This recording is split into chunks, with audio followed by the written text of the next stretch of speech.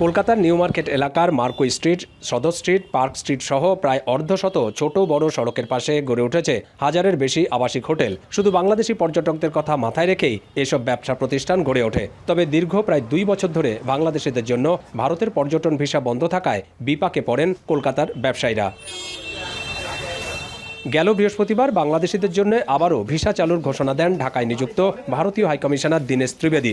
এমন খবর ছড়িয়ে পড়তে স্বস্তি নেমে এসেছে কলকাতার ব্যবসায়ীদের মধ্যে। তাদের আশা, আবারও বাংলাদেশি পর্যটকে মুখর হবে কলকাতা শহর, গতি ফিরবে নিউ মার্কেট এলাকার ব্যবসায়। বাংলাদেশ থেকে এদেশে চিকিৎসা করার জন্য আসেন এবং যখন আসেন তারা দীর্ঘদিন যে এখানে থাকছেন তার ফলে কিন্তু আমাদের এখানে থাকার যে কেনাকাটা বাণিজ্যিক দিকটা থাকে এবং তার পাশাপাশি আমাদের পর্যটনও কিন্তু অনেকটা শক্তিশালী হয়। টুরিস্ট আসলে তো ব্যবসা হয়, তারপরে ডলার আসে, ফরেন কারেন্সি আসে, আর ম্যাক্সিমাম বাংলাদেশ থেকে তো টুরিস্ট ইন্ডিয়াতে বেশি আসে। ভিসা প্রক্রিয়া স্বাভাবিক হলে পরিবহন, হোটেল, মোটেল সহ পর্যটন খাতে জড়িত সব ধরনের ব্যবসার সংকট অনেকটাই কেটে যাবে। শুধু পর্যটনের উদ্দেশ্য নয়, কেনাকাটা, চিকিৎসা সহ নানা কাজে নিয়মিতভাবেই কলকাতায় যাওয়া আসা করেন বাংলাদেশিরা। পর্যটক ভিসা বন্ধ থাকায় মন্দায় পড়ে অনেক ব্যবসা। ডেলি অর্ডার হতো 1 লাখ 2 লাখ এরকমই অর্ডার হতো, এখন কিচ্ছু হচ্ছে না। এবার টুরিস্ট ভিসা চালু হয়েছে, এবার ভালো হবে। বাংলাদেশির উপরেই আমরা পুরো ডিপেন্ড, আমাদের সবকিছুতেই প্রবলেম হচ্ছে, মেডিসিনও সেল হচ্ছে না, প্লাস কসমেটিকও সেল হচ্ছে না। আমরা চাই যে ওনাদেরকে ভিসা দেয়, ভিসা ছাড়ে, সবার জন্যই এটা ভালো হবে। স্থানীয় ব্যবসায়ী সংগঠনের নেতারা বলছেন, হোটেল বুকিং ও কেনাকাটা বাড়ার মাধ্যমে আবারও গতি ফিরবে স্থানীয় অর্থনীতিতে।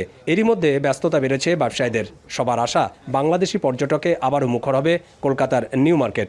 আমি প্রত্যেক দোকানদারকে এবং যারা টুরিস্ট সেন্টারে আছেন এবং বিজনেস সেন্টারে আছেন, মানি এক্সচেঞ্জে আছেন, তাদের বলবো তাদের সঙ্গে সুসম্পর্ক রেখে ভালো ব্যবহার করে, সুন্দর ব্যবহার করে, যাতে আমার এই অঞ্চলটা সে আগের মতো আমরা গড়ে তুলতে পারি।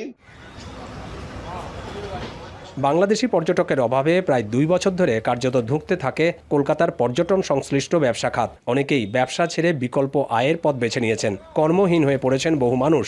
পরিবহনের অফিস বদলে হয়েছে কাপড়ের দোকান। টুরিস্ট ভিসা চালু ছিল তখন আমাদের দিনে 2-3টে বাসও ছাড়া হতো, সকালে 2টো, বিকেলেও ছাড়া হতো। কিন্তু বর্তমানে এই মেডিকেল ভিসার জন্য অনলি একটা বাস, তাও সম্পূর্ণ হয় না। টুরিস্ট ভিসাটা চালু হয়ে যায়, আমাদের এখানে সব দিক থেকে সুবিধা হবে। এখানে ভ্যানওয়ালা, টোটো union, auto union, taxi union, bus union সবাই ভালোভাবে চলতে পারবে। তবে শুধু নিউ মার্কেটই নয়, একই চিত্র ভারত বাংলাদেশের বৃহত্তম স্থলবন্দর পেট্রাপোলেও। মূলত বাংলাদেশি পর্যটকদের উপর ভর করে সীমান্তে গড়ে উঠেছে হোটেল, রেস্তোরাঁ, ট্রাভেল এজেন্সি সহ বেশ কিছু বৈদেশিক মুদ্রা বিনিময় কেন্দ্র, যেখানে প্রত্যক্ষ ও পরোক্ষভাবে জড়িত কয়েক হাজার কর্মী। লক্ষাধিক লোক উপকৃত হবে, বিশেষ করে পেট্রাপোল, বেনাপোল, আমরা এর সঙ্গে যারা যাতায়াত করি।